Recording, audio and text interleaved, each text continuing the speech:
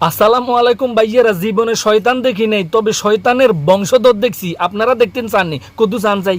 এই যে আপনি যে আমার ভিডিওটা দেখছেন, জি চাচি আম্মা, আমি তো আপনার ভিডিও দেখতেছি। এখন কোনো সমস্যা হইব নি? কোন চাই? আপনাকে আই লাভ ইউ।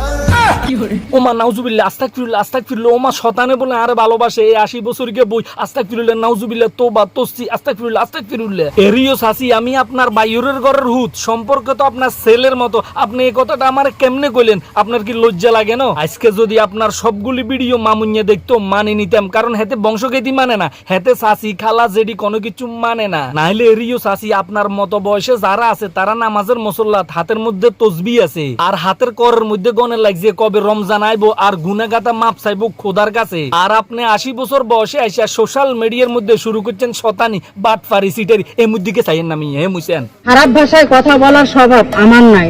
না চাচি, ঠিকই কইছেন, তবে 80 বছর বয়সে আইসা শতানি করার স্বভাব ঠিকই আছে। এরিও চাচি, আপনার বিয়ে হয় না, আপনার জামাই কই? আপনার হোলা মান্যা আসছিল তো এগুন কই? হসপিটালে তুই চলি এসেন নি কেন? আপনার হোলা মান্যা এগুলো চোখের মধ্যে কি রাসেলস বাইফের সাপে কামড় দিছে নি? এগুনে দেয় না। আপনি শতানি এডি, নট্টগিরি এডি, বাটফারি এডি। এই শতানের বাচ্চারা যদি আপনি শতানি এডি দেয়, তাহলে এগুলো এডি দেন না ভাইয়েরা। হে মুছেন, এ মুছাইয়েন না।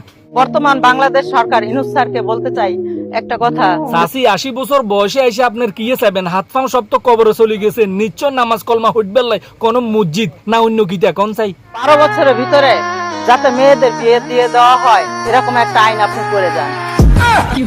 চাচি 80 বছর বয়সে আইসো 12 বছরের মেয়েদের জন্য চিন্তা করতেছে। এইবার চিন্তা করেন চাচি কোন বংশের? নিশ্চয় বেহায়া বংশের, বেয়াদব বংশে। আমার আরো কেন জানি মনে হয় চাচি আগে মনে হয় কোনো আবাসিক হোটেলের সর্দার ছিল। না হলে চাচির মুখ দিয়ে আর কোনো কিছু বাইরে না, শুধু ভালোবাসা, প্রেম প্রীতি। 12 বছর 13 বছর এগাই নেই। ওই শুনেন, আবেগ নয়, বিবেক দিয়ে ভালোবাসতে পারবা কেউ?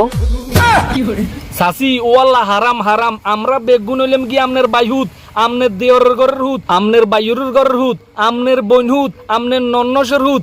আমনে কেমনে আমরা এইসব কথা কোন? সি ওরে চাচি, শেফুদে খালিয়েছে, শেফুদের কাছে যান গই। চাচি নরেন্দ্র মোদী খালিয়েছে, নরেন্দ্র মোদীর কাছে যান গই। না হইলে আর কি করবেন? যেই তো 80 বছর বয়সে আমনেরে 12 বছরের বিমরতিয়ে দচ্ছে। চাচি এখন আপনি আমারে কোন হেতের কাছে যাইবেন নি না যাইতেন ন? কি ডিসিশন নিছেন কোন চাই?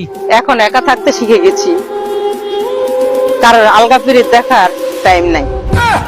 ওমা হবে কইলেন আবেগ ন, বিবেক দি ভালোবাসলে কাছে আইয়েন। এখন কোন আলগা ফিরিত দেখাইবার সময় নাই। না হলে চাচি একটা জিনিস বিবেচনা কইরা দেখেন, আপনার মতো বয়সে আমাদের গ্রামের মা চাচি যারা আছে, তারা এখনো পর্যন্ত বাজারে ঘাটে বাইরে লম্বা লম্বা গোমডা দি বাইরে, না জানি হেতর কো বড়ইয়া সামবাইডি কেউ দেই যায়নি। এইটা হচ্ছে তাদের মা বাবার শিক্ষা, এইটা হচ্ছে তাদের বংশের শিক্ষা। আর আপনি 80 বছর বয়সে এসে যা করতেছেন, আমি বুঝে গেছি আপনার বংশ কেমন ছিল আর আপনিও কেমন থাকবে। না হলে যে দেশে 95% মুসলিম থাকা সত্ত্বে আপনি মুসলিম হওয়া সত্ত্বেও শুরু করছেন বদমাশি, বাটফারি। একটা বার কি চিন্তা করছেন, দুই চোখ যখন বন্ধ হয়ে যাবে তখন কিভাবে হিসাব দিবেন? আমার ভিডিও যদি কখন আপনার চোখের সামনে পড়ে, একটা কথা বললে আপনি খুবই রাগ হবে। এরপরেও আমি আপনাকে বলতে হবে, আপনার মা বাবা ছিল খারাপ, আপনিও খারাপ, আপনার ছেলে সন্তান যারা আছে তারাও খারাপ। কারণ আপনার মা বাবা আপনাকে সঠিক শিক্ষা দিতে পারে নাই, যার জন্য 80 বছর বয়সে আপনি কোথায় থাকতে হবে, কি করতে হবে সেটা জানেন না। আর আপনিও আপনার ছেলে মেয়েকে সঠিক শিক্ষা দিতে পারেন নাই,